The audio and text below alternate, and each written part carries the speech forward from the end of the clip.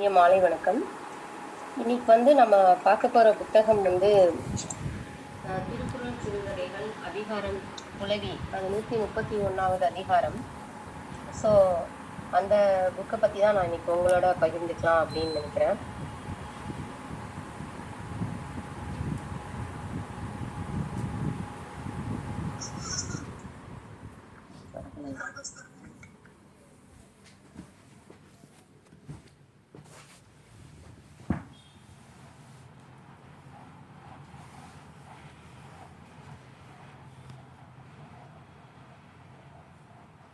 Sorry for the interruption. ஆக்சுவலாக நான் இந்த கதை புக் எழுதுறதுக்கு மெயின் ரீசன் அகல் பதிப்பகம் தான். இந்த கதை எழுதலாம் அப்படின்னு சொல்லிட்டு வாட்ஸ்அப்பில் ஒரு வாய்ப்பு வந்தது. ஸோ இதுக்கு முன்னாடி நான் கதையெல்லாம் எழுதுனதில்லை. சரி, எழுத ட்ரை பண்ணலாம். நம்மளும் நிறைய கதையை கேட்டிருக்கோம், நம்ம வாழ்க்கையில் நிறைய கதை நடந்திருக்கு. ஸோ அதைவே நம்ம ஒரு கதையாக எழுதலாம் அப்படின்னு சொல்லிட்டு தொடங்கினது தான் இந்த புத்தகம். இந்த புத்தகம் புலவி அப்படிங்கிறது என்ன அப்படின்னா, நம்ம ஒவ்வொருத்தருமே புலவி இருந்தாதான் இந்த உலகத்தோட ஒன்றிணைந்து இருக்க முடியும். அப்படின்னா என்னன்னு பாத்தீங்கன்னா அன்பு. அந்த மெயினா அன்பு அப்படிங்கிற ஒரு உணர்வு இருந்தா மட்டும்தான் உயிரினங்களாகட்டும் மனிதர்களாகட்டும் நம்மளுக்கு அன்பு அப்படிங்கிறது மிக இன்றியமையாத ஒன்றா இருக்குது. ஸோ அதுல திருவள்ளுவர் 131வது அதிகாரத்துல புலவி அப்படிங்கிறத வலியுறுத்தி சொல்லியிருக்காரு. அதுல மெயினா அவர் என்ன சொல்றாரு அப்படின்னு பாத்தீங்கன்னா, நம்ம கணவன் மனைவிக்கு இடையே இருக்கிற ஊடல் அத மையமா கொண்டுதான் இந்த புலவி அப்படிங்கிற அதிகாரமே உருவாயிருக்கு.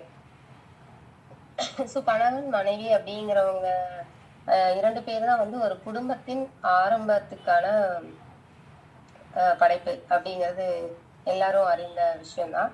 ஸோ அதை பேஸ் பண்ணி நம்ம ஒவ்வொரு கதைகளா என்னன்னு பார்க்கலாம். இப்போ இதுல மொத்தமா நான் 10 கதை எழுதியிருக்கிறேன். ஒரு குறளுக்குமே ஒவ்வொரு கதை எழுதியிருக்கேன். நான் குறளை வாசிச்சுட்டு கதையை படிக்கிறேன். ஃபர்ஸ்ட் 1301வது குறள். புல்லா திரா புலத்தை அவருறும் அல்லல் நோய் காண்கும் சிறிது. அப்படின்னா என்னன்னு பாத்தீங்கன்னா, நம்ம ஊடும்போது அவர் அடைகின்ற அல்லல் நோயையும் சிறிது நேரம் காணலாம். அதற்காக அவர் வந்ததும் அவர் பார் சென்று தழுவாமல் பிணங்கி இருப்பாயாக. இதுதான் இதுக்கு ஃபர்ஸ்ட் இந்த தலைப்பு என்ன கொடுத்துருக்கேன்னா, நான் காத்திருத்தலே சுகம் அப்படின்னு கொடுத்துருக்கேன். இதுல இனியன் அப்படிங்கிற ஒரு பையன் இருக்கான். அவன் வீட்டுக்கு ரொம்ப செல்லமா இருந்திருக்கான். அவங்க அம்மா எப்போதும் பரபரப்பா வேலை செஞ்சுட்டே இருப்பாங்க. ஸோ அவங்க வீடு ஒரு அலுவலகம் மாதிரி அவங்க நினைச்சிட்டு அவங்க அம்மா ஒர்க் பண்ணிட்டே இருப்பாங்க. இனியனோட அப்பா ஒரு ஆசிரியரா வேலை செஞ்சுட்டு இருக்காரு. அவங்க அப்பா எப்படி அப்படின்னா, காலையில எந்திரிச்சாருன்னா சாயந்தரம் வரைக்கும் அவரும் இடைவிடாது ஏதாவது ஒரு வேலை செஞ்சுட்டே தான் இருப்பாரு. அதே மாதிரி ஆரோக்கியம் அப்படின்னு வரும்போது, இப்போ ரெகுலரா நம்ம எல்லாம் வாக்கிங் அப்படின்னா கண்டிப்பா போகணும் அப்படிங்கிற மாதிரி அவர் ஒரு ஆக்டிவிட்டிஸை ஃபாலோ பண்ணிட்டு இருக்காரு. அப்புறம் நம்ம எடுத்த வேலையை செய்யணும் அந்த மாதிரி ஒரு எண்ணம் படைத்தவர். ஸோ இந்த மாதிரி இருக்கிறவர் தான் அவங்க அப்பா. ஸோ இவங்க 2 பேருக்கு பிறந்த பையன்தான் இனியன். ஸோ அவனை எப்படின்னா, அவங்க ரொம்ப டேக் கேர் பண்ணி அன்பு மலையில நினைச்சு அவனை வளர்த்துருக்காங்க. ஸோ அவங்க கிட்ட இருக்கிற குணம் அப்படின்னு பாத்தீங்கன்னா, யாருக்குனாலும் உதவி செய்யற மனப்பான்மை கொண்டவங்க. ஸோ அந்த மாதிரி இருக்கும்போது இனியனுக்கும் அந்த குணம் இயற்கையாவே வந்துருது. இவர் தான் இந்த கதையோட ஹீரோ. அதுக்கப்புறம் தமிழ் அப்படிங்கிறவங்க ஒரு ஏழை பெண்மணி. அவங்க பிறக்கும் போதே அவங்களுக்கு அம்மா அப்பா இல்லை. அவங்க பாட்டி தான் அவங்கள வளர்த்து வந்தாங்க. ஸோ அவ அந்த குடும்பத்தோட கஷ்டம் அதெல்லாம் தெரிஞ்சுட்டு அவங்க படிக்கிறதுல ரொம்ப சுட்டியா இருந்தாங்க. ஸோ டீச்சர்ஸ் எல்லாருக்குமே அந்த தமிழை ரொம்ப பிடிக்கும். அவளுக்கும் எப்படின்னா, அவ டெய்லி காலையில எழுந்திரிச்சானா அவ அந்த சைக்கிள் ஓட்டிட்டு தான் வருவா ஸ்கூலுக்கு. அப்படி வரும்போது அவளுக்கு நம்ம பயணிக்கும் போது நம்மளுடைய எண்ணம் பல இடங்கள்ல வியாபித்து இருக்கும் இல்லையா. ஸோ அந்த மாதிரி அவ சைக்கிள்ல வந்துட்டு இருக்கும்போது அவ ஃப்ரெண்ட்ஸோட பேசிட்டே தான் இருப்பா. அவ அவ எப்படின்னா, அவளுக்கு இப்போ ஒருத்தவங்களோட முகத்தை பார்த்தாலே அவங்க அன்பா இருக்காங்களா எப்படி அப்படிங்கறதெல்லாம் ஒரு சில நேரம் ஜட்ஜ் பண்ண முடியும். அந்த மாதிரி அவளோட முகத்தை பார்க்கும் போதே அவ அன்பா இருக்கிற மாதிரி, ஒரு கருணையோட இருக்கிற மாதிரி அவள் முகம் இருக்கிறது. இப்போ பள்ளியில வந்து டீச்சரா ஒர்க் பண்றவர் தான் இனியனோட அப்பா, ஆசிரியரா இருக்காரு. சோ இவங்க 2 பேரும் ஒரே பள்ளிக்கூடத்துல தான் படிக்கிறாங்க.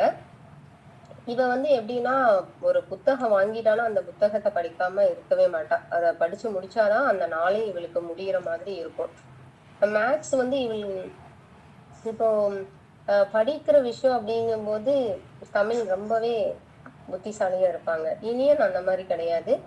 அவன் கொஞ்சம் படிக்கிறத தாண்டி மத்த விஷயங்கள்ல வந்து கொஞ்சம் கவனமா இருப்பான். சோ அந்த மாரி இவங்க 2 பேரோட பள்ளி நாட்களும் போயிட்டுருக்கு. அ இப்போ நம்ம ஸ்கூல்ல வந்து ஏதாவது ஒரு காம்படிஷன் அப்டின்னா, நம்ம பேர் வராதா? அப்படிங்கிற மாரி ஏக்கமெல்லாம் இருக்கும் பல நாள்ல. அந்த மாரி வரிசையில பார்க்கும்போது இவங்க 2 பேருமே தமிழோடைய பேரும், இனியனுடைய பேரும் வந்து எந்த போட்டியா இருந்தாலும் சரி, அதுல பரிசு பரிசு பெறாங்களா இல்லையாங்கிறது முக்கியம் இல்ல. ஆனா பங்கேற்பதில் வந்து 2 பேருமே இருப்பாங்க. ஆனா வந்து வெற்றிங்கிறது யாராவது இருவருக்குமே கிடைக்கிற மாதிரியே தான் இருக்கும். சோ அந்த மாதிரி அவங்களுடைய பள்ளி வாழ்க்கை வந்து தொடர்ந்து போயிட்டு இருக்கு.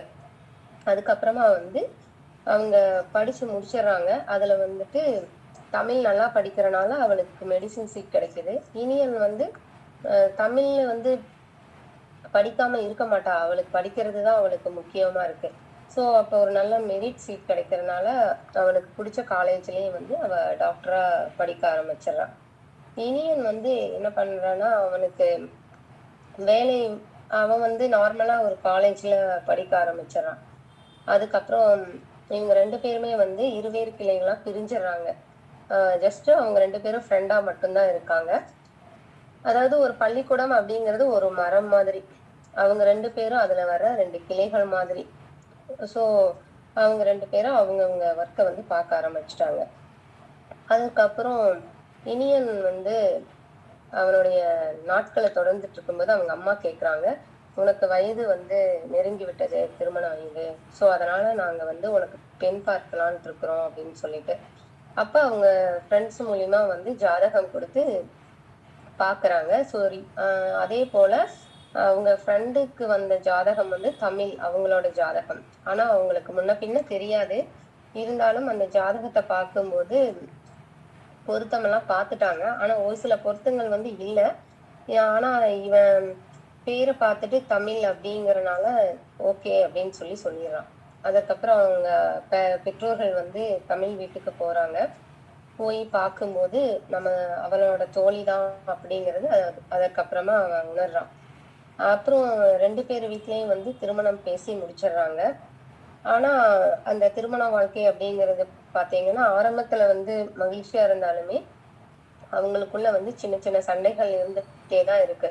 இப்போ 2 பேருக்கும் வீட்லயுமே பார்த்தீங்கன்னா, பெற்றோர்கள் வந்து இவங்க 2 பேருக்குமே ஒரு பக்கபலமா தான் இருப்பாங்க. அந்த பாட்டியாகட்டும், இவங்க அம்மா, அப்பாவாகட்டும். சோ இவங்க 2 பேரோட வாழ்க்கையில வந்து வேலைகளும் வந்து தொடர்ந்துட்டே இருக்கறனால, தமிழ் வந்து என்ன பண்றான்னா, இனியன் மேல் வச்சிருக்கிற அன்புல வந்து கொஞ்சம் கூட ஒரு சேஞ்ச் அப்படிங்கிறது இல்ல. அவ ஃபர்ஸ்ட் எப்படி இருந்தாலும் அதே மாதிரியே தான் இருந்திருக்கான். ஆனா இனியனுக்கு வந்து வேலைக்கு போயிட்டு வந்துட்டு, நம்ம வேலை பிஸில வந்து அவன் ஒரு ஃபோன் பேசினா கூட, நான் பேசுறேன் அப்படிங்கிற மாதிரி சொல்லிட்டு வச்சிருவாப்படி. வேலை பிஸில.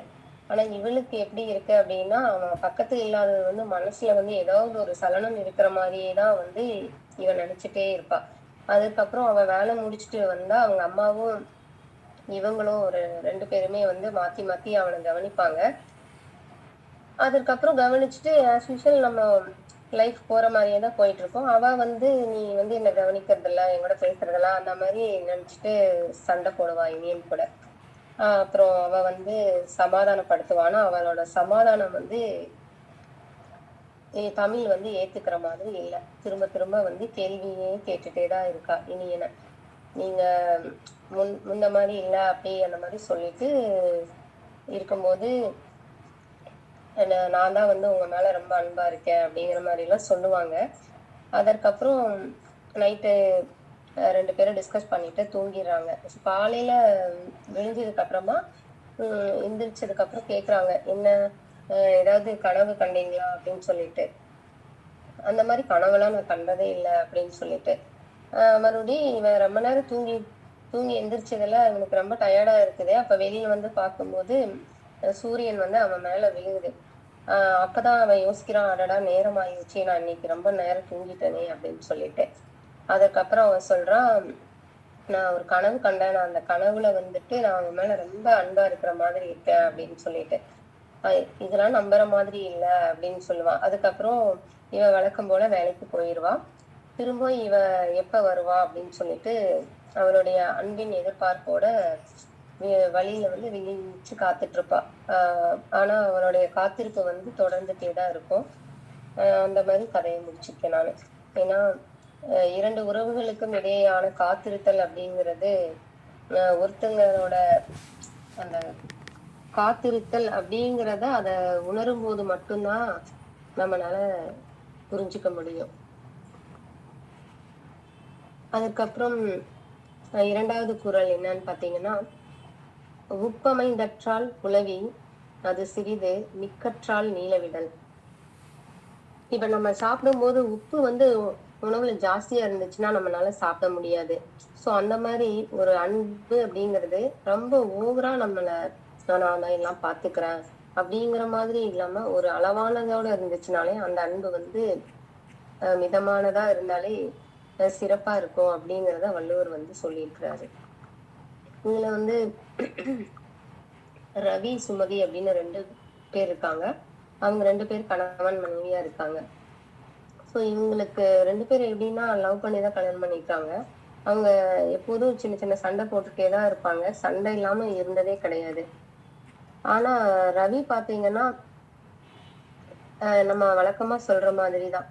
நம்ம சின்ன தொடுதல் கூட ஒரு உணர்வு வந்து ஏற்படுத்தும். ஜஸ்ட் ஒரு கை கொடுக்கறதாகட்டும், அந்த மாதிரி நம்ம யோசிக்கும் போது இவங்களுக்கு இடையான தொடுதல் அப்படிங்கிறது இருந்தது. பட் அந்த அளவுக்கு இருக்குது அப்படின்னு சொல்லி இல்ல. சுமதி வந்து வீட்டுல இருக்கா. அவ வந்து டெய்லியும் வேலைக்கு போயிட்டு வந்த கணவனை எதிர்நோக்கி காத்துட்டு இருக்கா. சோ அவங்க கணவன் வந்தது அவளது முகம் வந்து புன்னகை பூத்த முகமாக மாறுகிறது. ஒரு சில நாட்கள்ல வந்து அவரு வராம இருக்காரு. சோ அப்ப காத்துட்டே இருக்கும்போது அவளது விழிகள் வந்து அவனை தேடிக்கொண்டே இருந்தன.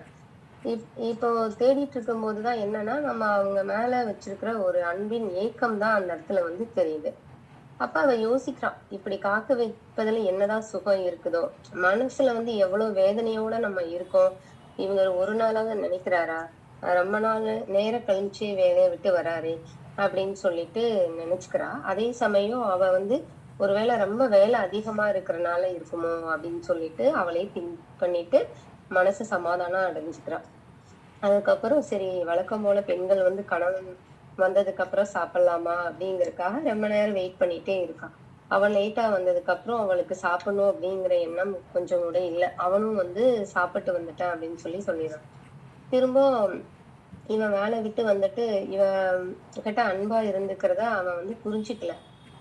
உடனே அவ வந்து என்ன நினைக்கிறான்னா, இவன் நம்ம மேல அன்பு செலுத்தல அப்படிங்கிற மாதிரியே நினைச்சிட்டு ரொம்ப ஃபீல் பண்ணிட்டு இருக்கா. சோ அப்ப வந்து ரவி வந்து நினைக்கிறான், நம்ம வந்து இவளுக்கு வந்து எப்படியாவது அன்பு இருக்கிறது நம்ம வச்சிருக்கிறோம் அப்படிங்கறத உணர்த்தணும். அத வந்து ஈஸியா நம்ம எப்படி சொல்லலாம் அப்படிங்கிற மாதிரி அவ திங்க் பண்ணிட்டு இருக்கான். அதுக்கப்புறம் இவ வந்து சரி நானே சமையல் பண்றேன் அப்படிங்கிற மாதிரி சொல்லிட்டு போறாங்க. அப்புறம் உணவு தயாரிக்கலாம் அப்படின்னு சொல்லிட்டு ஒவ்வொரு உணவையும் அவர் ரசிச்சு ருசிச்சு செய்யணும் அப்படிங்கறதுக்காக ரொம்ப சிறப்பாவும் இருக்கணும். பார்த்தா அடுத்த நாள் வந்து அவங்களுக்கு திருமண நாளாவும் அமைஞ்சிருது.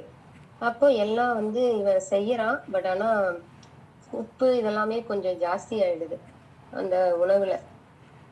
அப்ப வந்து கேக்குறா, சரி நம்ம சாப்பிடலாம் வாங்க அப்படின்னு சொல்லிட்டு கூப்பிட்டு கேட்கும்போது 2 பேரும் உணவுகளை பரிமாறிக்கும் போது உப்பு அதிகமாக இருக்குது அப்படின்னு சொல்லிட்டு. அப்ப இவன் வந்து சொல்றான் சுமதி கிட்ட, இப்ப வந்து உப்பு லைட்டா ஜாஸ்தி ஆகுறதுனால நம்மளால எப்படி சாப்பிட முடியலையோ அந்த மாதிரிதான் நீ என் மேல வந்து ரொம்ப அன்பா இருக்கிற. நான் எனக்கு புரியுது. நீ வந்து அன்பா இருக்கிற அப்படிங்கிறத நீ எனக்கு காமிக்கணுங்கிறத தாண்டி உன்னுடைய மன உளைச்சலையும் நீ ஏற்படுத்திக்கிற. சோ அது மாதிரி நம்மளுக்குள்ள இருக்கிற ஊடல் வந்து எப்போது இருந்துட்டேதான் இருக்கும். சோ நம்ம இப்ப 2 பேர் இருக்கிறோம், அதுக்காக பேசாம இருந்தா நீ பேசுறதா நான் பேசுறதா அப்படிங்கிற ஒரு எதிர்பார்ப்பெல்லாம் வளர்த்துட்டு நம்ம இருக்கணும் அப்படிங்கிறது இல்லை. யாராவது ஒருத்தர் வந்து பேசி நம்மளுக்கு தேவையான விஷயங்களை பகிர்ந்துக்கிறது தான் வந்து ஒரு நல்ல இல்லறம்னு சிறப்பா இருக்கும். சோ அதனால நீ என்னுடைய அன்பை வந்து சோதிக்கிறதுக்கான வேலை அங்கே இல்ல அப்படிங்கறத சொல்லி, இந்த ஊடல் உப்பு அதிகமான எப்படி உணவு சாப்பிட முடியாதோ அது போல ஊடல் அதிகமாகும் போது நம்மனால அந்த ஊடலை ரசிக்கவும் முடியாது. சோ வாழ்க்கை வந்து இனிமையாக இருக்காது அப்படிங்கிறத உணர்த்தி சொல்றாங்க இந்த கதையில. அதற்கப்புறம் 3வது திருக்குறள். அளந்தாரை அல்லல் நோய் செய்தற்றால் தம்மை புலந்தாரை புல்லாவிடல். இப்போ இதுல என்னன்னா, இந்த திருக்குறளோட கதைகளை திருக்குறள் நம்ம படிக்கும் போதே பார்த்தோம்னா எல்லா திருக்குறளும் ஒரே மாதிரி வர மாதிரியே தான் இருக்கும். ஆனா வள்ளுவர் வந்து ஏதாவது ஒரு பாயிண்ட் வந்து அந்த குறள்ல வந்து சொல்லியிருப்பாரு. இந்த குறள் அப்படின்னு பாத்தீங்கன்னா, தம்மோடு ஊடியவரை தெளிவித்து தழுவாமல் விட்டு விடுதல், துன்புற்று வருந்துவோரை மேலும் துன்ப செய்து வருந்த செய்வது போன்ற கொடுமையான செயல் அப்படின்னு சொல்லியிருக்காங்க. இதுல பாத்தீங்கன்னா ரவி மாலா அவங்க 2 பேர் கணவன் மனைவியா இருக்காங்க.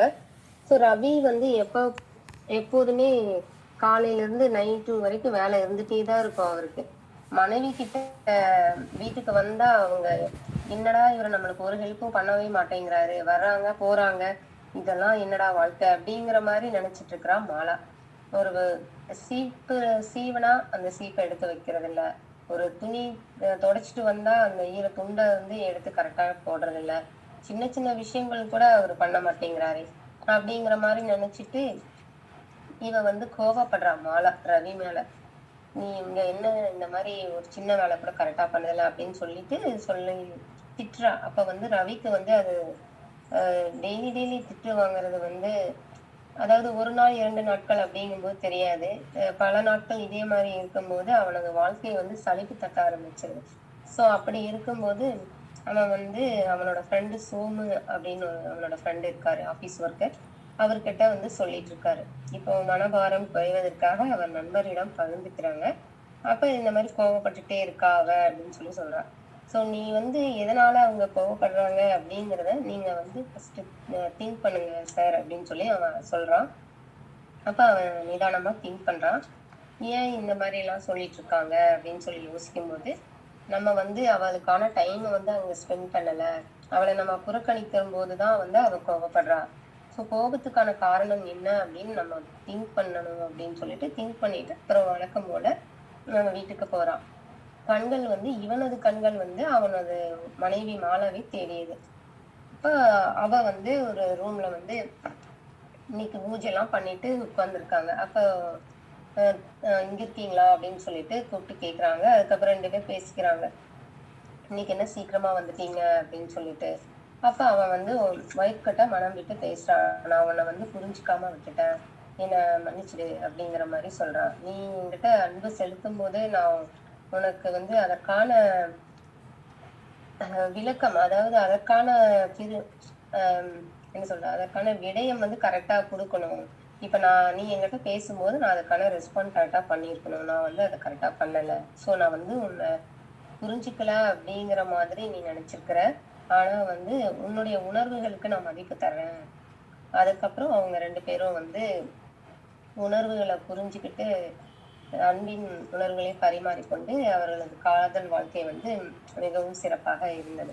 இப்போ நம்ம உறவுகள் அப்படிங்கும்போது நம்ம கணவன் மனைவி அப்படிங்கிறது மட்டும் இல்ல, யாரா இருந்தாலும் நம்ம பேசுறாங்க அப்படிங்கும்போது நம்ம சைக்காலஜிலயும் நிறைய பார்த்திருப்போம். நம்ம ஒருத்தவங்க பேசுறாங்க அப்படின்னா அவங்களுக்கு நேரா பார்த்து நம்ம விளக்கம் கொடுத்தாதான் அவங்களுடைய உணர்வுகளை நம்ம மதிக்கிறோம், அவங்க சொல்றதே கேட்க முடியுது. சோ அப்பதான் வந்து அந்த பாண்டிங்கும் கரெக்டா இருக்கும் அப்படிங்கறத நான் இந்த கதையில வந்து சொல்லியிருக்கேன். அதான் இந்த கதையில வந்து அல்லல் நோய் அப்படின்னா அந்த பெண் வந்து ஃபீல் பண்ணி துன்பமா இருக்கிற மாதிரி இந்த கதையை வந்து கொண்டு போயிருக்கேன். அதுக்கப்புறம் 3வது கதை முடிஞ்சிருச்சு. 4வது கதை வந்து ஊடியவரை உணராமை வாடிய வள்ளி முதலரின் அற்று முதல் அறிந்து அற்று ஊடி பிணங்கிய வரை தெளிவித்து அன்பு செய்யாமல் கைவிடுதல் முன்பே நீரில்லாத வாடி போன வள்ளி கொடியின் வேரை அறுப்பது போன்றதாகும். இப்போ நம்ம இதுக்கு முன்னாடி இருக்கிற கதையில பாத்தீங்கன்னா ஃபர்ஸ்ட் கதை வந்து பாத்தீங்கன்னா காத்திருத்தல் அப்படின்னு சொல்லி பார்த்தோம். 2வது கதை பாத்தீங்கன்னா உப்பும் ஊடலும் அப்படிங்கறத பார்த்தோம். 3வது கதை பாத்தீங்கன்னா அல்லல் நோய். இந்த அல்லல் நோய் அப்படிங்கிறது இப்ப இவங்க 2 பேருக்கும் இடையான ஒரு பரஸ்பரம் அப்படிங்கிறது இந்த புரிதல் வந்து வந்துருது இங்க. இந்த கதையில பாத்தீங்கன்னா அன்பில்லா மனம். ஒரு அன்பு அப்படிங்கிறது இல்லாம இருந்துச்சுன்னா எப்படி ஒரு செடிக்கு நீங்க தண்ணி ஊத்திடுறீங்க. அது செடி ஆல்ரெடி ட்ரையா தான் இருக்கு. நீங்க போயிட்டு அந்த செடியோட வேரை வந்து கட் பண்ணி விட்டுட்டீங்கன்னா அதை விட அந்த செடியை வச்சிருக்கிறதுக்கான ஒரு யூஸே இல்லை. ஸோ அந்த மாதிரிதான் இந்த இடத்துல வந்து கதை போகுது. கதையின் தலைப்பு வந்து அன்பில்லா மனம். இந்த கதையோட கேரக்டர் பாத்தீங்கன்னா கார்வேந்தன், கனிமலர். இவங்க 2 பேரும் ஒரே ஆபீஸ்ல தான் ஒர்க் பண்றாங்க. இப்போ ஒரே நகரத்துல எல்லாம் பாத்தீங்கன்னா ஒரே ஆபீஸ்லயே ஒர்க் பண்றது அப்படிங்கிறது ஒரு பெரிய விஷயமா இருக்காது. ஆனா இப்போ ஐடி ஃபீல்டு அந்த மாதிரி எடுத்துக்கும் போது இவங்களுக்கு 2 பேருக்குமே நல்ல வேலை தான். 2 பேருமே நல்ல சம்பளம் வாங்குறாங்க. ஸோ அந்த மாதிரி இருக்காங்க. ஸோ ஒர்க் போயிட்டு இருக்கு. அப்ப அவங்க 2 பேரும் வந்து ஃப்ரெண்ட்ஸா இருக்காங்க. ஃப்ரெண்ட்ஸா இருக்கும்போது அவங்களுக்கான வேலைகளை வந்து அவங்க பரிமாறிக்கிறாங்க. ஸோ ஜென்ரலா நம்ம ஃப்ரெண்டா இருந்து பின்னால வந்து திருமணம் பண்ணி இணைந்தவர்கள் வாழ்க்கையும் நம்ம கேள்விப்பட்டிருக்கோம். ஸோ அந்த மாதிரி இவங்க 2 பேரும் நட்புகளா இருந்து பின்னர் திருமண வாழ்க்கையில வந்து இணைஞ்சுக்கிறாங்க. அவங்களுடைய திருமண வாழ்க்கை அவங்க நினைச்ச மாதிரியே சந்தோஷமா தான் இருந்தது. கொஞ்சம் மாதம் கழிந்ததுக்கு அப்புறம் 2 பேருக்குமே வேலைகள்ல கொஞ்சம் பணியும் அதிகமா இருந்தது. அப்போ உம் கனிமலருக்கு வந்து வேலை பணியிடம் வந்து மாத்திட்டாங்க. ஸோ அவங்க 2 பேரும் வேலைகளை சிறப்பா செஞ்சுக்கிட்டாலும் அவங்களுக்கான மனசுல வந்து பாத்தீங்கன்னா ஒரு சின்ன ஒரு நெருடல் இருந்துட்டே இருக்கு. அப்ப அவங்க பணியில வந்து செய்யறப்போ ஒரு சிறு சுணக்கம் ஏற்பட்டிருக்குது. ரொம்ப பர்ஃபெக்டா பண்ணணும் அப்படிங்கிற மாதிரி அவங்களால பண்ண முடியல. முதல்ல செஞ்சுட்டு இருந்ததை காட்டிலும் இப்ப அவங்களுடைய மனநிலையில வந்து மாற்றம் ஏற்பட்டது. ஸோ வேலையில வந்து கொஞ்சம் தடுமாற்றம் ஏற்பட்டது. அவனுக்கு வந்து இந்த மாதிரி நம்ம ஒர்க் பண்ணிட்டு இருக்கிறது வந்து அவனால தாங்க முடியல. நம்ம என்ன இந்த மாதிரி ஆயிட்டோமே அப்படின்னு சொல்லிட்டு அவன் வந்து என்ன சொல்றான், வைஃப வந்து திட்டுறான். நீ வேலை முடிச்சுட்டு வந்தா ஏதாவது ஒர்க் பண்ணணும், நானும் வேலைக்கு போறேன்ல அப்படிங்கிற மாதிரி வழக்கம் போல இன்றைய ஜெனரேஷன் வந்து நம்ம எப்படி பேசிக்கிறோமோ அந்த மாதிரி நீங்களும் ஒர்க் பண்ணுங்க அப்படிங்கிற மாதிரி எல்லாம் சொல்லிட்டு இருக்கா. அப்ப அவங்க 2 பேரும் ஒருவரை புரிஞ்சுக்காம ஆயிடுறாங்க. என்னதான் காதல் கல்யாணம் பண்ணனாலும் புரிஞ்சுக்க முடியாம ஆயிடுறாங்க. ஒரு சின்ன விஷயத்த கூட அவனால சகிச்சுக்க முடியல. அவனோட வேலையில வந்து அவன் என்ன நினைக்கிறான்னா, நம்மளோட இடம் வந்து போயிருமோ, நம்ம கரெக்டா நம்மளால ஒர்க் பண்ண முடியலன்னா அந்த இடத்த தக்க வச்சுக்க முடியாதோ அப்படிங்கிற மாதிரி அவன் வந்து ஃபீல் பண்ற மாதிரி இருக்கான். ஸோ அதற்கப்புறம் இவன் யோசிக்கிறான், நம்ம 2 பேரும் வேலைக்கு போறனாலதான் இந்த பிரச்சனை அப்படின்னு சொல்லிட்டு இவன் வந்து வேலையை விட்டு நின்னுறான் கனிமொழி. அப்போ சம்பளம் அப்படிங்கிறத பத்தி எதிர்பார்க்காம மன நிம்மதியை மட்டுமே அவங்க நோக்கி போற மாதிரி பெண் வந்து முடிவெடுத்துடுறான். அதுக்கப்புறம் சின்ன சின்ன விஷயங்கள்லாம் வந்து பெருசு பெரிய சண்டையா மாறுது. ஸோ இதற்கான என்ன காரணம் அப்படிங்கிற உணரும் போதுதான் அவன் வந்து சொல்றான் ஹஸ்பண்ட் கிட்ட, நீங்க எப்ப பார்த்தாலும் என்ன திட்டுறீங்க.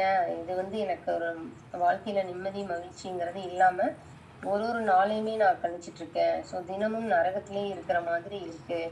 நீங்க என்ன அனுசரிச்சு புரிஞ்சுக்கிட்டு நடந்துக்கிறனாலதான் நான் உங்களோட கணவராவே நான் வந்து தேர்ந்தெடுத்தேன். நான் தவறு செஞ்சுட்டனோ அப்படின்னு நினைச்சுக்கிறேன் அப்படிங்கிற மாதிரி அவ சொல்றா.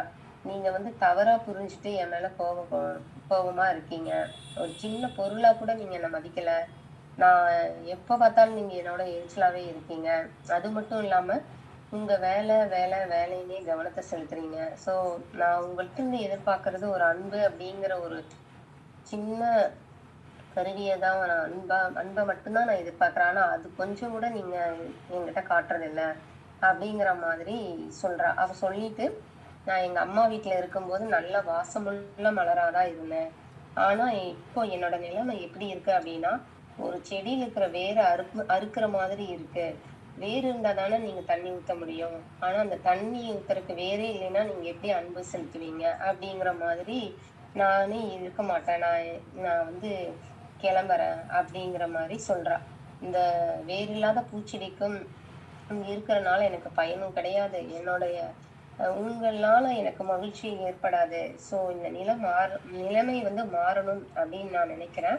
ஸோ நீங்க என்ன அடிக்காமலும், திட்டாமலும் இருக்கணும்னா நான் என்ன செய்யணும்? அப்படின்னு சொல்லிட்டு அவளே வந்து அவ கணவர்கிட்ட பேசுறா. அதுக்கு நீங்களே வந்து ஒரு சொல்யூஷனும் சொல்லுங்க அப்படின்னு சொல்லிட்டு. அப்புறம் ஆர்வேந்தன் வந்து அவனோட மனைவியோட நிலைமையே புரிஞ்சுக்கிறான். ஸோ நம்ம இந்த மாதிரி இருக்கிறோமே அப்படின்ட்டு. அதுக்கப்புறமா இருவரும் புரிஞ்சுக்கிட்டு அவங்களுடைய வாழ்க்கைய வந்து தொடர்ந்து அன்பினை பரிமாறிக்கொண்டார்கள் அப்படிங்கிறது.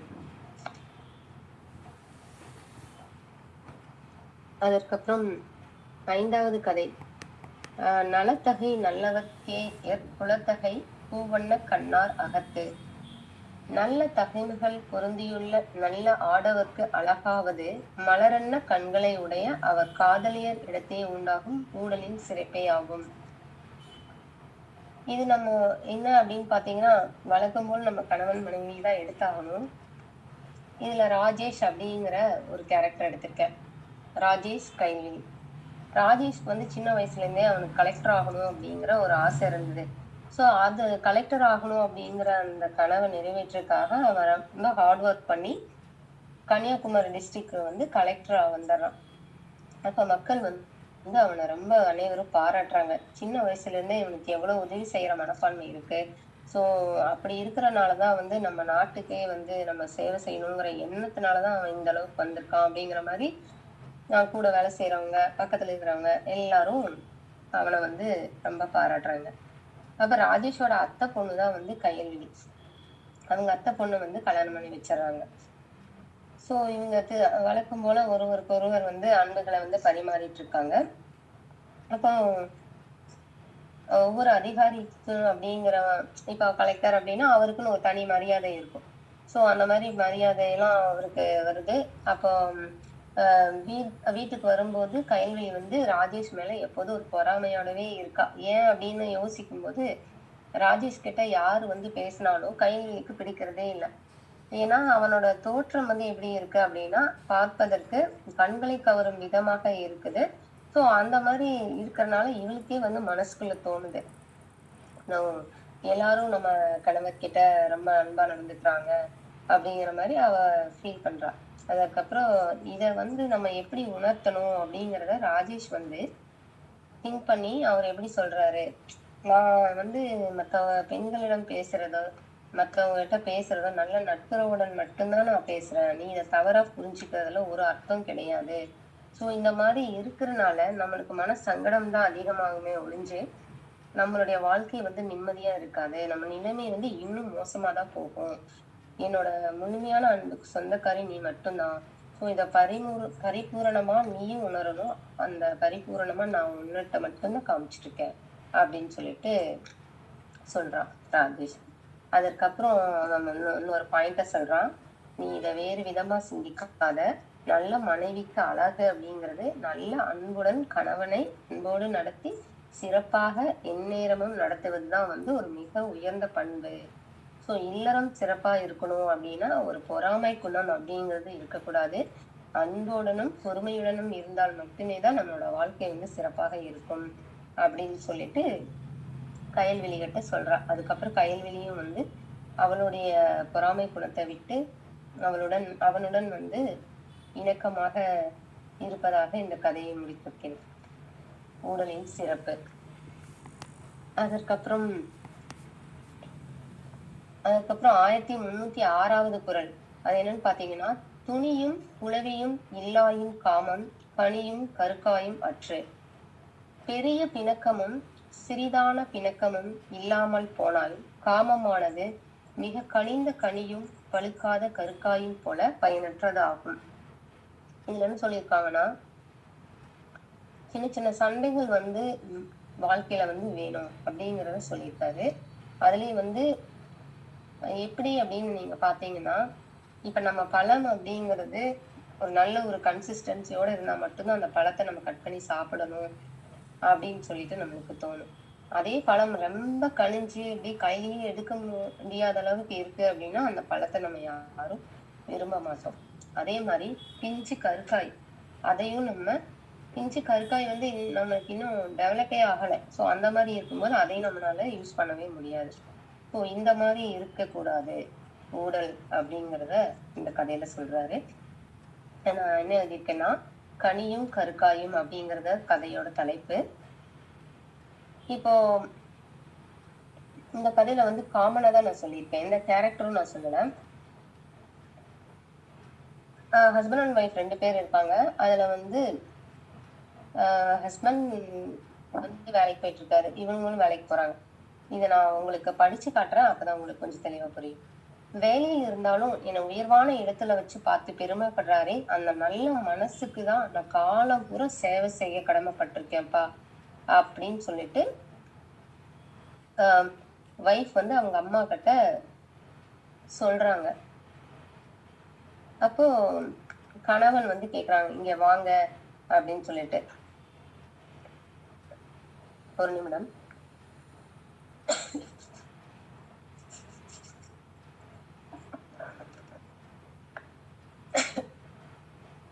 இந்த கதையில பாத்தீங்கன்னா வசந்த் அப்படிங்கிற பேர் நான் வச்சிருக்கேன். இந்த வசந்த் வந்து நந்தினி 2 பேர் இருக்காங்க. ஸோ நந்தினி வந்து அவங்க அம்மா வீட்டுக்கு போயிடுறான் சண்டை போட்டுட்டு. இப்ப வசந்த் வந்து அவங்க அம்மா கூட இருக்கான் வீட்டுல. ஸோ இப்போ 2 நாளா வந்து நந்தினிக்கு உடம்பு சரியில்லை. அவங்க அம்மா வீட்டுல இருக்காங்க, வீட்டுல வேலைக்கும் போகல, அவ தனியா தான் இருக்கா. அப்ப இவன் வந்து கோவிச்சுட்டு போயிடுறான் வீட்டுல இருந்து. அவங்க அம்மா வந்து அட்வைஸ் பண்றாங்க, வழக்கமா பெற்றோர்கள் வந்து பசங்களுக்கு சொல்லுவாங்க இல்லையா, அவ பேசினேலாம் என்ன நீ பேசலாங்க அப்படிங்கிற மாதிரி எக்ஸ்பிளைன் பண்ணி அவங்க அம்மா சொல்றாங்க. இவன் வந்து பேசுற மாதிரி இல்லை. அதற்கப்புறம் அவங்க அம்மாவே ஃபோன் பண்றாங்க.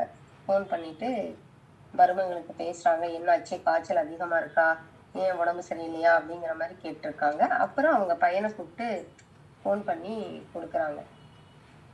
இந்தப்பா அவங்கதான் கூப்பிட்டுருக்காங்கன்னு சொல்லி பேசுறாங்க. அதற்கப்புறம் 2-3 நாள் ஆயிடுச்சு, இவர் பேசவே இல்லையே அப்படின்னு சொல்லிட்டு நந்தினியும் ஃபீல் பண்ணிட்டு இருக்காங்க. இவளுக்கு கொஞ்சம் டவுட் தான், இவன் பேசுவானா பேச மாட்டானா அப்படிங்கிற மாதிரி யோசிச்சுட்டு இருக்காங்க. சரி, இருந்தாலும் அவங்க அம்மா சொன்னதுக்காக அவன் வாங்கி பேசுறான். இவளும் வந்து கணவன் பேசின உடனே அவரது மனபாரத்தை இருக்கிற மாதிரி, என்னாச்சுப்பா உனக்கு காய்ச்சல் சரியாயிடுச்சா அப்படின்னு ஒரு வார்த்தை கேட்ட உடனே உருகி போயிட்டு, நான் எப்படி போனா என்னன்னு நீங்களா விட்டுட்டீங்கல்ல, நீங்க பக்கத்துல இருந்தா அதுவே எனக்கு பெரிய பலம் தான். ஆனா உங்களை பிரிஞ்சிருக்கிற இந்த சமயத்துலதான் நான் நிறைய நம்ம வாழ்ந்த வாழ்க்கையெல்லாம் நான் நினைச்சுக்கிட்டேன் அப்படின்னு சொல்லிட்டு அவ சொல்றா. நான் வந்து உங்களை திட்டியிருக்கேன், காயப்படுத்தியிருக்கேன். ஆனா நான் உங்ககிட்ட அன்பு காட்டுறதை தவிர ஆத்திரத்தை தான் அதிகமா காட்டியிருக்கேன். அதை நான் வந்து இங்க தனியா இருக்கும்போதுதான் நான் உணர்றேன். ஸோ உங்க மனசுல இருந்து நான் விலகிட்டு வர்றேன்னு எனக்கு எப்படி புரிஞ்சுதுன்னா, இந்த தனிமை தான் எனக்கு உணர்த்துச்சு அப்படின்னு சொல்லிட்டு அவளுடைய குரல் தழுதழுத்து அப்படி சொல்றா. அதை கேட்டுட்டு இவனுக்கு வந்து தாங்க முடியல. இவனும் வந்து மனசளவுல உடைஞ்சு போயிட்டான். அப்ப இவன் வழக்கமா நம்ம உறவுகள் எப்படின்னு பாத்தீங்கன்னா, ஒருத்தங்க நம்ம இறங்கி வரும்போது ஆட்டோமேட்டிக்கா நம்மளுக்குள்ள ஈகோலாம் அதெல்லாம் பார்த்துட்டு இருக்க மாட்டோம். ஸோ அந்த மாதிரி இவன் வந்து, நானும் உங்ககிட்ட ஈகோ பார்த்துட்டு நிறைய விஷயத்துல உன்னை கடுமையா நடத்தியிருக்கேன். அம்மா சொன்னது மாதிரி அவங்க கிட்ட நிறை குறை அப்படிங்கிறது நிறைய இருக்கும். அதை மனசார ஏத்துக்கிறது தான் வந்து உண்மையான தாம்பத்தியம் அப்படிங்கிறத நான் வந்து புரிஞ்சுக்காம நடந்துட்டேன். இதுல நான் நீயா நானா அப்படிங்கிற போட்டி வந்து போட்டியில இருக்கிறனாலதான் அந்த இடத்துல எனக்கு பிரச்சனையே வந்திருக்கு. சோ இனி வந்து நான் அந்த மாதிரி நடந்துக்க மாட்டேன். இப்படி ஒரு அம்மா அப்பாவுக்கு வந்து மகனா பிறந்துட்டு நான் வந்து இந்த மாதிரி தப்பு பண்றேனே அப்படின்னு சொல்லிட்டு அவன் மனசுலயே நினைச்சுக்கிட்டு அப்படியே ஃபீல் பண்ணிட்டு இருக்கான் போன்ல. அப்ப இவ கேக்குறா, என்னங்க பேச்சையே காணோமே அப்படின்னு சொல்லிட்டு. இன்னும் என் மேல இருக்கிற கோபம் உங்களுக்கு குறையலையா, சாரிங்க அப்படின்னு சொல்லிட்டு திரும்ப அவளே சொல்றா.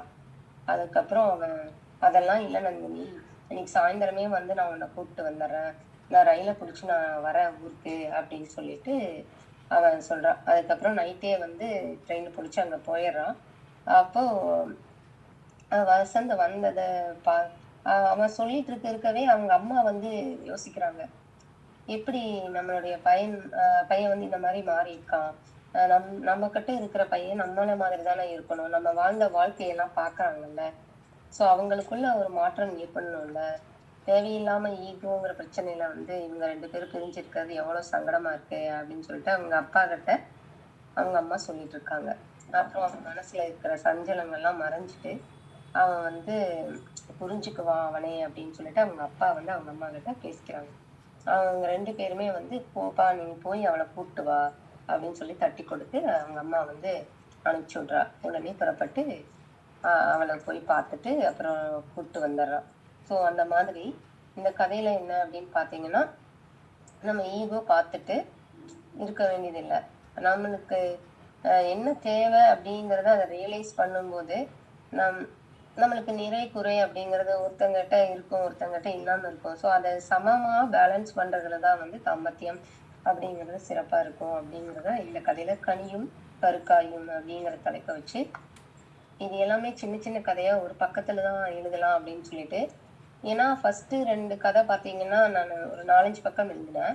அதற்கப்புறம் படிக்கிறவங்களுக்கு வந்து ஈஸியா அந்த கான்செப்ட் புரியணும் அப்படிங்கறனால ஒரு பக்க கதையாவே 2 பக்க கதைக்குள்ள முடிச்சுக்கலாம் அப்படிங்கறனால ஷார்ட் அண்ட் ஸ்வீட்டா முடிச்சுட்டேன் அந்த கதையை.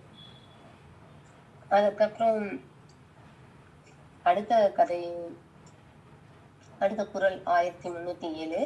ஊடலின் உண்ட ஆங்கோர் துன்பம் உணர்வது நீடுவதென்று கொள் என்று.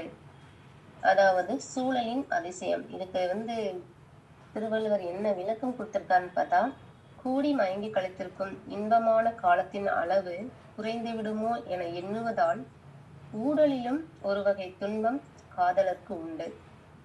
சோ அந்த நேரம் அதை வச்சுதான் இந்த இடத்துல நம்ம கதைய சொல்றோம். இந்த கதைக்கோட தலைப்பு பாத்தீங்கன்னா சூழலின் அதிசயம்.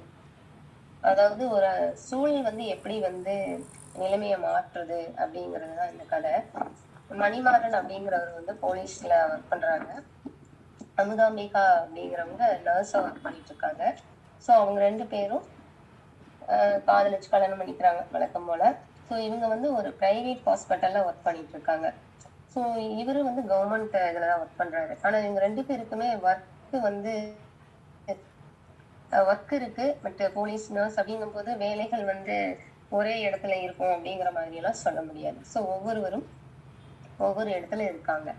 இவங்களுக்கான மீட்டிங் அப்படிங்கறது எப்போன்னு பாத்தீங்கன்னா, இவருக்கு பணி இருக்கும்போது அவங்களுக்கு லீவ் கிடைக்கிறது இல்ல. சோ அவங்களுக்கு லீவ் இருக்கும்போது இவங்களுக்கு கிடைக்கிறது இல்ல. சோ அந்த மாதிரி இருக்கும்போது இவங்க 2 பேருமே வந்து ஒருத்தருக்கு ஒருத்தருக்கான புரிதல் அப்படிங்கறத புரிஞ்சுக்கிறதுக்கான சந்தர்ப்பமே வந்து அமையாம போயிடுச்சு. சோ அந்த மாதிரி இருக்கும்போது கொஞ்சம் மனம் விட்டு பேசினா நல்லா இருக்கும் அப்படின்னு சொல்லிட்டு அமுதாம்பிகா நினைக்கிறாங்க. அதனால மணிமாறன் கிட்ட சொல்றாங்க, நம்ம இப்படியே போயிட்டு இருக்கறனால நம்ம 2 பேருக்குமே மனசுல வந்து ஒரு சபல நிலைதான் ஏற்படுது. சோ அந்த சபல நிலை போக்கணும்னா நம்ம மனம் விட்டு பேசணும். அதற்கான ஒரு சூழல் இருந்தா மட்டும்தான் நம்ம எண்ணங்களை வந்து பரிமாறிக்க முடியும் அப்படின்னு சொல்லிட்டு சொல்றா. இப்ப அமுதாம்பிகா வந்து பேசிட்டு இருக்கும்போது அவங்க 2 பேரும் டிஸ்கஸ் பண்றாங்க.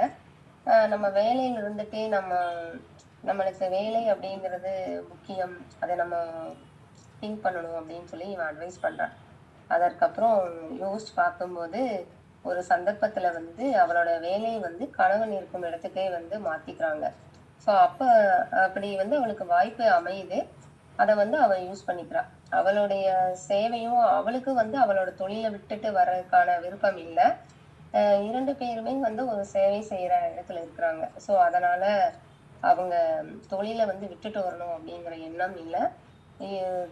தொழில் செஞ்சுட்டே இருந்தாலும் அவர்களுக்கான நிலை அப்படிங்கறது வரும்போது அவங்க புரிஞ்சுக்குவாங்க அப்படிங்கறத புரிஞ்சுட்டு அதுக்கப்புறம் இடம் மாறினதுக்கு அப்புறம் அவரது வாழ்க்கை வந்து இல்லறம் மிகவும் சிறப்பாக இருந்தது அப்படின்னு சொல்லிட்டு இந்த கதையை முடிச்சுக்கிறேன். சூழல் அப்படிங்கிறது ஒவ்வொருவருக்குமே இம்பார்ட்டன்டான ஒண்ணு.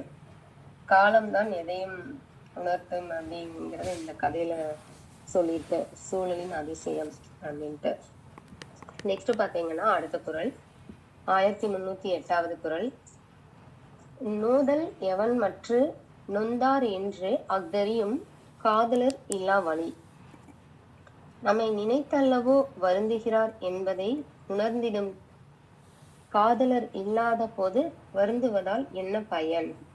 இப்ப நம்ம இதுல என்னன்னு பாத்தீங்கன்னா, நம்ம அவங்க இல்ல அப்படின்னு நினைச்சிட்டு ஃபீல் பண்றது வந்து ஒரு யூஸும் கிடையாது. இருக்கும்போது நம்ம அவங்கள எப்படி கேர் பண்ணிக்கிறோம் அப்படிங்கிறதுல தான் வந்து விஷயமே இருக்கு. இந்த கதைக்கு நான் என்ன தலைப்பு கொடுத்திருக்கேன்னா, இல்லறத்தின் வாசம் அப்படின்னு தலைப்பு கொடுத்திருக்கேன். இது வந்து ஒரு கிராமத்துல நடக்கிற கதை. கதிரவன், அருந்ததி அப்படிங்கிற 2 கேரக்டர். ஸோ அவங்க 2 பேரும் ஹஸ்பண்ட் அண்ட் ஒய்ஃப். கதிரவன் வந்து ஒய்ஃபை வந்து இப்ப நான் இந்த கதையை எழுதுனதுலாம் பாத்தீங்கன்னா, ஹஸ்பண்ட் வந்து ஒய்ஃபை திட்டுற மாதிரி தான் எழுதியிருப்பேன். ஏன்னா எனக்கு தெரிஞ்சு ஒய்ஃப் திட்டுறதா அந்த மாதிரி நான் கேள்விப்படல. 2வது இந்த கதையில வந்து அவன் ஒய்ஃப் வந்து திட்டிட்டே இருக்கான். அருந்ததி வந்து வீட்டு வேலை, வெளி வேலை எல்லாத்துலயுமே ஏதாவது செஞ்சுட்டு இருக்கும்போது சின்ன சின்ன குறைகளை வந்து சொல்லிட்டே இருக்காங்க. அந்த மாதிரி இல்லைன்னா நல்லதுங்க சார். இப்ப வந்து கதிரவன் இந்த மாதிரி நடத்துறது வந்து கொஞ்சம் கூட அவனுக்கு வந்து கேர் பண்ணிக்கிற மாதிரியே இல்லை.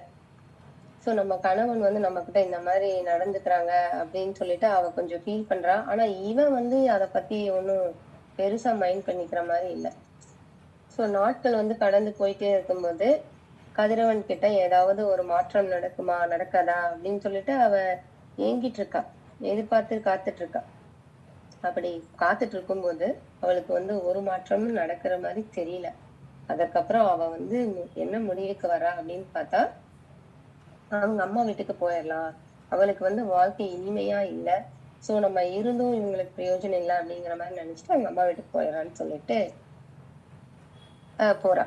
போனதுக்கு அப்புறம் இவன் வந்து அவங்க அம்மா வீட்டுக்கு போயிட்டாளே அப்படிங்கறத நினைச்சும் கொஞ்சம் கூட ஃபீல் பண்ணல. நம்ம பாஸ் வந்து ரொம்ப தெளிவா இருக்காரு. சோ அதுக்கப்புறம் கொஞ்ச நாள் போயிடுச்சு. அப்புறம் அவனே வந்து அவனோட வேலையெல்லாம் செஞ்சு பார்த்துட்டே இருக்காரு. நம்ம வீட்டு வேலை அப்படிங்கும் போது எவ்வளவு கஷ்டம் அப்படிங்கறத பின்னாடிதான் அவர் வந்து ரியலைஸ் பண்றாரு. செல்ஃபா அவரோட வேலையை செஞ்சுட்டே ஆபீஸுக்கு கிளம்பும் போது ரொம்ப கஷ்டப்பட்டு வேலைக்கு போறது அவருக்கு ரொம்பவும் சிரமமா இருந்தது. அப்பதான் வந்து அவருக்கு தோணுது, அடடா அவங்க இருந்திருந்தா எல்லாமே பண்ணி வச்சிருப்பாங்களே, நம்ம வந்து இருக்கிற போது அவங்களோட அருமை நம்மளுக்கு தெரியாம போச்சு, நம்ம இப்படி பண்ணிட்டோமே, சின்ன சின்ன விஷயத்துக்காக எல்லாம் சண்டை போட்டோமே அப்படின்னு சொல்லிட்டு ஒரி பண்றான். அவனே மனசுல ஒரி பண்ணிட்டு, சோ நம்மளுக்கு தேவையான வேலையை நம்மளே செய்யும் போதுதான் நம்மளோட கஷ்டம் அப்படிங்கிறத உணர்ந்து அப்ப நம்ம செய்யும் போது நம்மளுக்கு என்ன குறை வருது அப்படிங்கிறத அவன் வந்து பாக்குறான். அதுக்கப்புறம் அவன் நினைச்சிட்டு அருந்ததியோட மனசு எப்படி வலிச்சிருக்கும், நம்ம திட்டோமே சின்ன சின்ன விஷயத்துக்கும். அதெல்லாம் வந்து இப்போ ஒரு சின்ன விஷயம், அதை வந்து ஒரு பாத்திரம் இங்க இருக்குது அங்க வைக்கணும், அங்கேயேதான் இருக்கணும் அப்படின்னு நம்ம அதை பார்த்துட்டு இருந்தோம்னா, அது மியூசியம் மாதிரி வீட்டை மெயின்டைன் பண்ணணும் அப்படின்னு நினைச்சோம்னா, அந்த பாத்திரத்துக்கு கொடுக்குற உணர்வுகளோட வந்து ஒய்ஃபுக்கு கொடுத்திருந்தா அவங்க வந்து இனியும் கொஞ்சம் பெஸ்டா பண்ணியிருப்பாங்களே அப்படிங்கிறத திங்க் பண்றான். அதற்கப்புறம் ரொம்ப வருத்தப்பட்டுட்டு அவங்க அம்மா வீட்டுக்கு போய் அவன் ஒய்ஃப் கிட்ட மன்னிப்பு கேட்டு, நான் வந்து உன்னை தப்பா புரிஞ்சுட்டேன் அப்படின்னு சொல்லிட்டு வீட்டுக்கு கூப்பிட்டு வந்துடுறான். அதுக்கப்புறம் 2 பேரும் ஒருவருக்கு ஒருவர் வந்து நானும் கொஞ்சம் யோசிச்சிருக்கணுங்க, நானும் முன்னாடியே வந்து போயிட்டேன், நான் வந்து உங்ககிட்ட எக்ஸ்பிளைன் பண்ணியிருக்கணும், நான் தப்பான முடிவு எடுத்துட்டேன் அப்படிங்கிற மாதிரி 2 பேரும் வந்து பேசிக்கிறாங்க. ஸோ இன்னல்கள் அப்படின்னு வரும்போது நம்ம வந்து பரிமாறிக்கணும், அதை நான் பரிமாறாம நான் உங்களை விட்டுட்டு போயிட்டேங்க அப்படின்னு சொல்லிட்டு அவ சொல்றான். அப்ப 2 பேருமே விட்டு கொடுத்துக்கணுங்க, நம்ம நம்ம தப்பு பண்ணிட்டோங்க அப்படின்னு சொல்லிட்டு விட்டு கொடுத்தல் அப்படிங்கிறது தான் வந்து எல்லாருக்குமே வந்து மிக சிறப்பான ஒரு விடயமா இருக்கும் அப்படின்னு சொல்லிட்டு அவ வந்து சொல்லுவா. அப்புறம் ஒய்ஃபோட ஃபீலிங்ஸை புரிஞ்சுட்டு ஹஸ்பண்ட் வந்து ஓகே அப்படின்னு சொல்லிட்டு முடிச்சிருவேன் இந்த கதையை. 2 பேரும் நல்ல அண்டர்ஸ்டாண்டிங் இருப்பாங்க. அதுக்கப்புறம் அடுத்த குறள் பாத்தீங்கன்னா, நீரும் நிழலு இனிதே புலவியும் விழுனர் கண்ணே இனிது. நீரும் நிழலிடத்தே உள்ளதானால் இனியதாகும், அது போன்றே ஊடலும் அன்பு செலுத்துவோரிடத்தே நிகழுமானால் இனிமையை தருவதாகும். சோ நம்ம யாருக்கிட்ட அன்பு செலுத்தணும் அப்படிங்கிறத நம்ம தெரிஞ்சாதான். இப்ப நம்ம ரொம்ப ஓவராவும் நம்ம இது வரைக்கும் பார்த்ததெல்லாம் பாத்தீங்கன்னா, ஓவராவும் அன்பு செலுத்தக்கூடாது. அன்பு செலுத்துறது யார்கிட்ட செலுத்தணும்? அதுதான் இந்த இடத்துல முக்கியம். சோ அந்த அன்பு தான் வந்து இனிமையா இருக்குங்கிறத வள்ளுவர் இந்த இடத்துல சொல்லியிருக்காரு. இந்த கதைக்கு வந்து நான் ஊடலின் உயிர்ப்பு அப்படின்னு சொல்லிட்டு பேர் குடுத்திருக்கேன். ராமன், சீதை அவங்க 2 பேரும் ரொம்ப மகிழ்ச்சியா வாழ்ந்துட்டு இருக்காங்க. சோ ராமன் வந்து மனைவி கிட்ட கோபமே கொள்றதில்ல. எப்போதும் அன்பு மட்டுமே தான் செலுத்திட்டு இருக்காங்க. ஆனா சீதை வந்து அதே மாரிதான். சீதையும் அதே மாரிதான். கொஞ்ச நாள் ஆனாதான் அந்த அன்புல எப்படி இருக்கு அப்படிங்கிறத அஹ் உணர்த்தணும் அப்படிங்கறக்காக சீதை என்ன பண்றாங்கன்னா, ஒரு நாள் கோவிச்சுட்டு சண்டை போட்டுட்டு போயிடுறாங்க.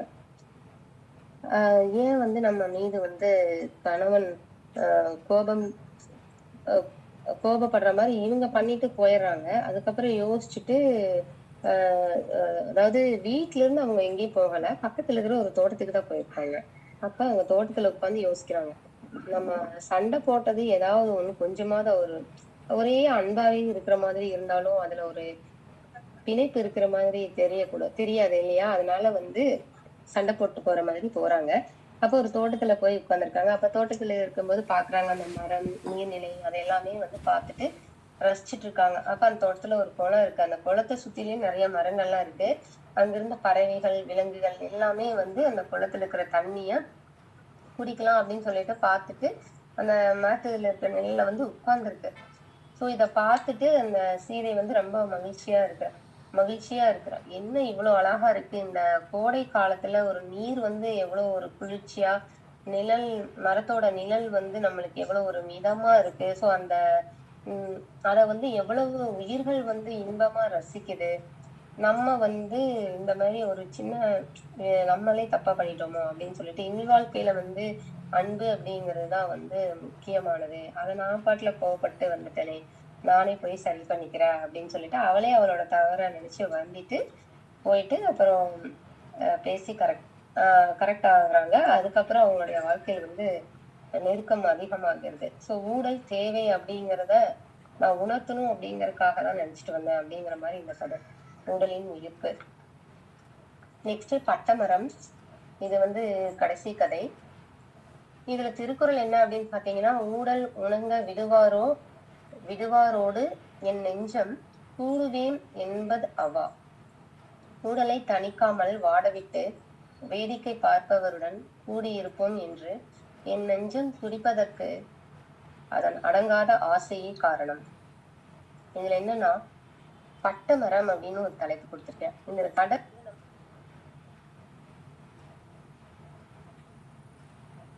அது மாதிரி ஒரு குழந்தைய வந்து பெத்தெடுக்கிறது அப்படிங்கிறது ரொம்ப கஷ்டமான விஷயம். சோ அந்த மாதிரி ஒரு குழந்தைய வந்து ரொம்ப கஷ்டப்பட்டு ரொம்ப நாட்கள் குழந்தை இல்லாம குழந்தை பிறந்த ஒரு அம்மா வந்து குழந்தைக்கு முத்து அப்படிங்கிற பேரு வச்சிருக்காங்க. அப்புறம் கதாநாயகிக்கு வந்து மீனோட கண்கள் வந்து எவ்வளவு அழகா இருக்கோ அது போல அந்த குழந்தையின் கண்கள் மிக அழகாக இருந்தால் மீனா அப்படின்னு பெயர் சூட்டியிருக்காங்க இன்னொரு பெற்றோர். சோ ரொம்ப வருஷம் கழித்து முத்துவும் மீனாவும் பெற்றோரோட ஆசைப்படி திருமண வாழ்க்கை செஞ்சுட்டாங்க. இதுல மீனா வந்து முத்து மீது அளவு கடந்த காதல் வச்சிருக்காங்க. கணவனுக்கு தேவையான அனைத்து தேவைகளையும் அன்போடும் அக்கறையோடு செஞ்சுட்டு வராங்க. அப்ப கணவன் முத்து வந்து மீனாவிட்ட வந்து எந்த ஒரு கோபத்தையும் வெளிப்படுத்தல. சோ ஏதோ ஒரு டேக் கேர் பண்ணிக்காத மாதிரி இருக்கா. ஆனா மீனா வந்து தன் கணவன் மீது அன்றாடம் அன்புமழை பொழிவால் அதை முத்து சிறிதும் கண்டு கொள்ளவில்லை. மீனா தன் கணவன் ஏன் தன் மீது எவ்வித ஊழ்களும் கொள்ளவில்லை என எண்ணி எண்ணி வருத்தம் அடைந்தாள். நம்ம இவ்வளவு கேர் பண்றோம், அவர் கொஞ்சம் கூட ரெஸ்பாண்ட் பண்ணலையே அப்படிங்கிற மாதிரி அவ வந்து நினைக்கிறா. கொஞ்ச நாள் ஆனதுக்கு அப்புறம் முத்துவோட கேரக்டர்ல வந்து மாற்றம் ஏற்படல. சோ அவன் மேல அவனுக்கு வந்து மாற்றம் ஏற்படலையே ஒழிஞ்சு மீனாவுக்கு வந்து என்னன்னா அவ வச்சிருக்கிற அன்பு வந்து அதிகமா தான் போயிட்டு இருக்கு. ஆனா கொஞ்சம் கூட குறையல. சோ எப்படி இருந்தாலும் முத்து வந்து அதை உணர்ந்துட்டு வருவாரு அப்படிங்கிறத ரியலைஸ் பண்ணி திங்க் பண்ணிட்டு அவ காத்திருக்கிறா. ஆனால் முத்து சிறிதளவும் மீனாவிடம் காதலையோ ஊடலையோ வெளிப்படுத்தவில்லை. இதனால் மனமுடைந்த மீனா இனி தன் கணவன் மீது அன்பு செலுத்துவது எவ்வித பயனும் இல்லை என அறிந்து மீனாவும் எவ்வித அன்பும் ஊடலும் முத்துவின் மீது வெளிப்படுத்தாமல் அவனைப் போலவே மாறினான். இதுல இந்த கதையில எப்படின்னா, இப்ப நம்ம கொஞ்ச நாள் ஒருத்தவங்களோட பழகிட்டு இருக்கிறோம் அப்படின்னா, நம்ம ஒரு பாசிட்டிவ் வைபோட இருக்கிறவங்களோட பழகுனோம்னா, நம்மளுக்கு அந்த பாசிட்டிவ் வைப் வந்துரும். நெகட்டிவ் வைபோட இருக்கிறவங்களுக்கு நம்ம என்னதான் பாசிட்டிவ் வைபா இருந்தாலும், அந்த கேரக்டர் அட்லீஸ்ட் கொஞ்சமாவது வரதான் செய்யும். ஸோ அந்த மாரி இவன் கொஞ்சம் கூட கேரிங் பண்ணல அப்படிங்கும்போது, ரொம்ப நாளைக்கு அப்புறம் அவளும் வந்து அவன் மேல வந்து அன்பு செலுத்தாத மாரி மாறிட்டா. ஸோ இந்த கதையில என்ன அப்படின்னு பார்த்தீங்கன்னா, ஒரு மரம் வந்து எவ்வளவுதான் நல்ல கனி கொடுத்துக்கிட்டே இருந்தாலும், ஒரு நாள் பட்டு போயிடுச்சு அப்படின்னா, அது ஒரு பயனற்ற மரமா தான் ஆயிரும். ஸோ அது மாதிரி ஒரு மனைவி அப்படிங்கிறவங்க எவ்வளவுதான் அன்பு செலுத்திக்கிட்டே இருந்தாலும், கணவன் அப்படிங்கிறவங்க சிறிதளவு அன்பை வந்து காட்டானா மட்டும்தான் அந்த புரிதல் அப்படிங்கிறது வரும். அந்த மரமாகிய அந்த மனைவி அப்படிங்கிறவங்களும் கொஞ்சம் செழிப்பா இருப்பாங்க. ஸோ பட்டுப்போன மரம் நம்மளால வச்சுக்க முடியாது. அது மாதிரிதான் மீனாவின் வாழ்க்கை இருந்தது அப்படின்னு சொல்லிட்டு இந்த பட்டமரம் அப்படிங்கிற கதையில வந்து நான் முடிச்சிருக்கேன். ஸோ இந்த 10 கதையை வந்து நான் நான் பார்த்த மனிதர்கள், என் வாழ்வில் நடந்த விஷயங்கள், ஸோ இதெல்லாம் வச்சு நான் இந்த கதையை எழுதினேன். இந்த புத்தகம் வந்து நான் யாருக்கெல்லாம் சமர்ப்பிக்கிறேன் அப்படின்னா, நம்மளுடைய தமிழுக்கும், என் பெற்றோர்களுக்கும், என் கணவருக்கும் மற்றும் என்னை வழிநடத்தி சென்ற அனைத்து அன்புள்ளவங்களுக்கும் நான் இந்த புத்தகத்தை வந்து சமர்ப்பிக்கிறேன். அப்புறம் நம்ம இந்த இதுல மெயினா பாக்குறோம் அப்படின்னா, மெயினா என்ன அப்படின்னு பாத்தீங்கன்னா, ஒவ்வொரு குடும்பத்திலுமே ஒரு பந்தம், பாசம், பிரிவு, ஏக்கம், துக்கம், தனிமை, இந்த மாதிரி ஒவ்வொரு விஷயங்களுமே இருக்கும். ஆனா இது எல்லாத்தையும் நம்ம கடந்து போகணும் அப்படின்னு பார்த்தோம்னா, அன்பு அப்படிங்கிற ஒற்றை சொல்லால் மட்டும்தான் அனைத்தையும் நம்ம கடந்து போக முடியும். ஸோ இந்த அன்பை வச்சுதான் வந்து இந்த கதைகள் எல்லாத்தையுமே எழுதியிருக்கேன். ஸோ மிக்க நன்றி. இதுவரை பொறுமையாக இருந்து கேட்ட அனைத்து உறவுகளுக்கும் நன்றி. Thank you ma'am. Wonderful presentation. எல்லாரும் கிளாப் பண்ணுங்க ப்ளீஸ்.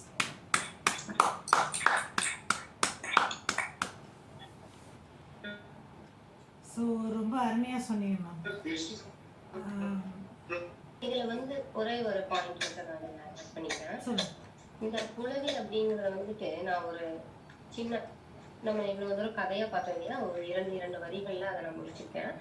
காத்திருத்தலும் சுகம்தான் உறவை எதிர்பார்க்கும் போது முதல் கதைக்கு, ஊடலும் சுகம்தான் அன்பை பிறர் உணர்த்தும் போது இரண்டாவது கதைக்கு, அன்பினை தவிர்ப்பதும் சிறு சுகம்தான் பிரிவின் வழியை உணர்த்தும் போது.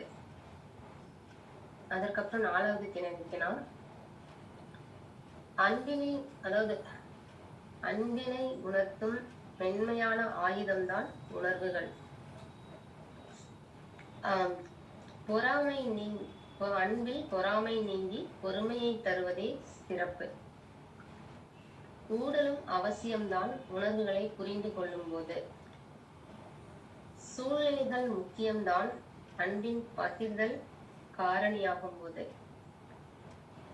பிரிவின் துயரை உணரும் போது விட்டுக் கொடுத்தல் உயர்வு பெறுகிறது. சில நேரங்கள் கோபம் உயிரின் வாழ்க்கையின் உணர்வின் தாகம். அன்பின் வெளிப்பாடு மனதில் என்றுமே நல்மாற்றமாய் வாழ்க்கையின் பட்டமரமாய் இருப்பதை விட அன்பான கனிதரும் ஆதாரமாய் இருக்கும். இதுதான் வந்து நான் உலகிற்கு நான் கோட் பண்ண வேர்டிங்ஸ் கடைசியா. Thank you ma'am. நான் ஆக்சுவலாக இந்த திருக்குறள் கதைகள் வந்து நிறைய பேருக்கு கேட்டேங்க ரீட் ஃபோர்ட்டில். ஸோ உங்களது வந்து நீங்கள் ஒவ்வொன்றுக்கும் அந்த லைன் எழுதியிருக்கீங்க, டைட்டில் கொடுத்துருக்கீங்க. ரொம்ப நிதானமாக பொறுமையாக அழகாக நல்லா ரசித்து சொன்னீங்க. ரொம்ப happy. Thanks for presenting here. ரொம்ப நல்லா இருந்துச்சு. Thank you madam. இது என்னோட ஒரு சஜஷன். நீங்கள் முடிஞ்சால் நிறைய கதை எழுதுங்க. கவிதையோட கதை சூப்பராக இருந்த மாதிரி இருந்துச்சு எனக்கு. கவிதையும் நல்லா எழுதுவீங்க, கதை வந்து ரொம்ப நல்லா எழுதிருக்கீங்க. அது நிறைய யதார்த்த வாழ்க்கையிலேருந்து எழுதுனது ரொம்ப நல்லா இருந்துச்சு. தேங்க்ஸ். கண்டிப்பா முயற்சி செய்றேன் madam. Thank you. So feedback கொடுக்குறவங்க ஹேண்ட் ரைஸ் பண்ணுங்கள், அந்த ஆர்டரில் கால் பண்ணுறேன். அண்ட் இன்னொரு ஒரு சின்ன இன்ஃபர்மேஷன், டெய்லி நான் வந்து மே மந்தோடைய இது போடுறேன் கேலண்டர். யாருக்கெல்லாம் ப்ரெசென்ட் பண்ணணுமோ கொஞ்சம் அந்த கேலண்டரை ஃபில் பண்ணிடுங்க. தேங்க்யூ. நித்யதேவி மேம் நீங்கள் பேசுங்க.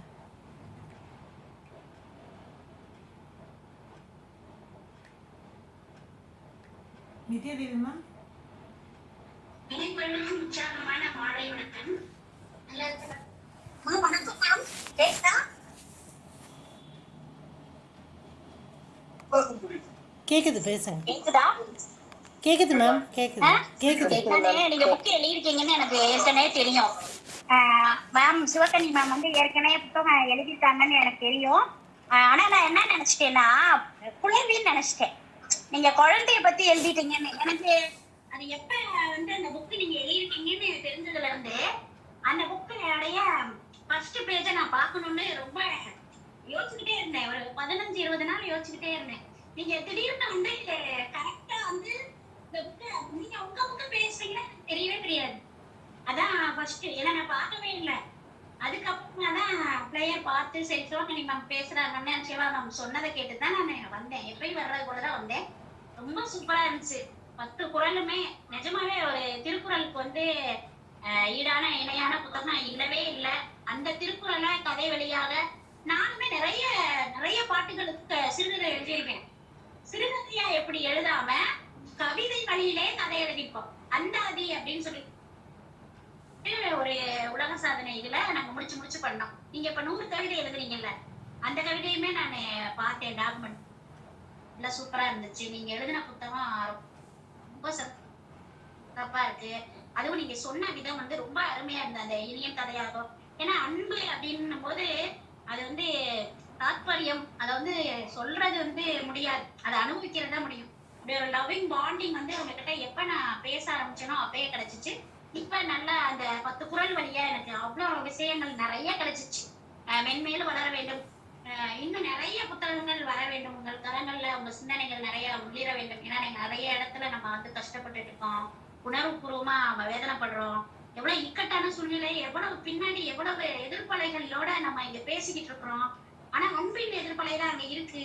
இதெல்லாம் புரிஞ்சுக்கிட்டு நம்ம போறோம். ஒரு கோலம் போடும் போது கூட, ஒரு பிள்ளைகளை பார்க்கும் போது, நம்ம நடக்கும் போது, நம்ம ஒரு செவிலியா இருக்கும் போது நீங்க சொல்லக்கூடிய பழகக்கூடிய நிலைமையில நான் இது வரைக்கும் சொல்றேன். ஃப்ரெண்டா வந்து நான் யாரையுமே ஏத்துக்கிட்டதே கிடையாது. ஆனா இங்க ஒரு 2-3 பேரை நான் ஏத்துக்கிட்டேன் போது எனக்கு அவங்களுடைய உள்ள கிடைக்க என்னுடைய மேட்சிங் ஆஃப் ஃபேவரட் அப்படின்னு சொல்லுவேன். அதுல ஒன் ஆஃப் த ஹார்ட் வந்து யூ. ஓகேவா?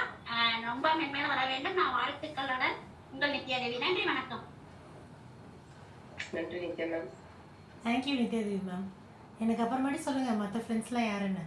மங்கை மேம் நீங்கள் பேசுங்க. அனைவருக்கும் வணக்கம். நான் சிவகனி மேம், உங்களுடைய கதை எல்லாம் ரொம்ப ரொம்ப ரொம்ப அருமையா இருந்தது. சில கதையெல்லாம் நீங்க ஒரு பேர் சொல்றப்ப அந்த இடத்துல ஒரு கதையில எங்க வீட்டுக்கார் பேர் வந்துச்சு. அந்த இடத்துல மாலாவுக்கு பதிலாக மங்கை போட்டுங்க அப்படின்னு சொல்லணும்னு தோணுச்சு. அந்த மாதிரி ஒரு ஒரு வீட்லயும் நடக்கிற இன்சிடென்ட்டை வந்து அழகா சொல்லியிருக்கீங்க. நீங்க ரொம்ப அருமையா இருந்தது. அதே மாதிரி கடைசியா சொன்ன கவிதை, ஒரு ஒரு குறளுக்கும் சொன்ன கவிதையும் ரொம்ப ரொம்ப அருமையா இருந்தது. சூப்பரா இருந்தது மேம். நான் அதாவது இங்க நிறைய பேர் இந்த புக்கு வந்து ப்ரெசென்ட் பண்றாங்க. யார்கிட்ட இருந்தையாவது ஒரு புக்கை வாங்கணும்னு ரொம்ப ஆவலா கேட்டுன்னே இருக்கிறேன். நீங்க புக்கு வந்து ரெடி பண்ணிட்டீங்கன்னா எனக்கு ஒரு புக்கு தருவீங்களாம். நாங்க ரெடியா இருக்கோம். நிறைய பேர்ட்ட கேட்டேன். நம்ம இந்த தெரிஞ்ச 10 பேர்ட்டு கேட்டு இதை வந்தவங்களும் கேட்டுதான். ஆனா யார்கிட்ட இருந்து அந்த புக்கு கிடைக்கல. ஸோ நீங்க ரெடி பண்ணிட்டீங்கன்னா சொல்லுங்க, நான் ஒரு புக்கு வாங்க ரெடியா இருக்கேன். Thank you so much. உங்க ப்ரெசன்டேஷன் சூப்பர். வாழ்த்துக்கள். Thank you ma'am. Schwa ma'am. Thank you ma'am. Thank you ma'am. நான் உங்களுக்கு அனுப்புறேன் ma'am. Thank you so much. Thank you மங்கை மேம். சுஹா மேம் நீங்கள் பேசுங்க.